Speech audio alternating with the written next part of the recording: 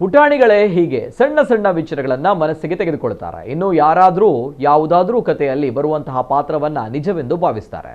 ಆದರೆ ಇಲ್ಲೊಬ್ಬ ಪುಟ್ಟ ಹುಡುಗ ಪುಣ್ಯಕೋಟಿ ಗೋವಿನ ಹಾಡು ಕೇಳಿ ಅದು ಮಾಡಿದಂತಹ ತ್ಯಾಗವನ್ನ ನೆನೆದು ಬಿಕ್ಕಿ ಬಿಕ್ಕಿ ಹತ್ತಿದ್ದಾನೆ.